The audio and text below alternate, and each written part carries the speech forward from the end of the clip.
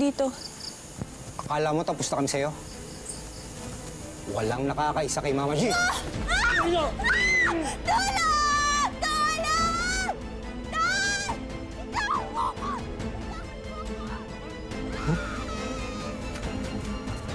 Nay, hindi pwede ito. Ayoko na umalis dito. Dito, malamig. Dito, masarap yung mga pagkain. Madami yung foods. Parang party palagi na hindi pwede. Ayoko umalis dito. Ayoko na bumalik sa atin. Ayoko sa matubig, sa mabaho, sa maputit. Nay! Nagawa mo naman ang paraan, Nay! Oo, eto na nga. Nag-iisip na rin ako.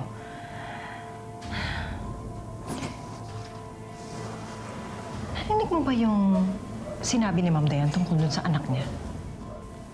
Yung tungkol sa replacement daughter? Kung yun ang kailangan niya, yun ang ibibigay natin sa kanya, anak. Ay! Tulong! Bob! Bitawan mo ako! Bitawan mo ako! Bitawan ako! Hoy! Hoy! Tay!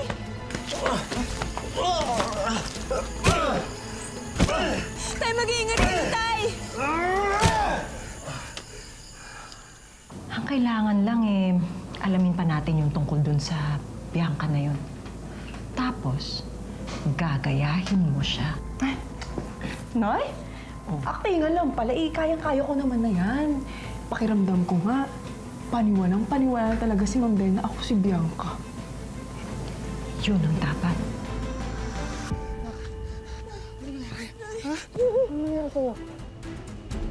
Nak, hindi ka ba nasaktan? Ano nangyari? Sino yun? Ha?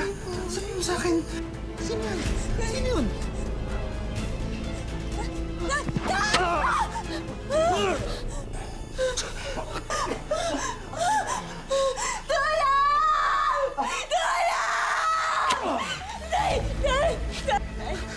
Hindi pa tayo tapos!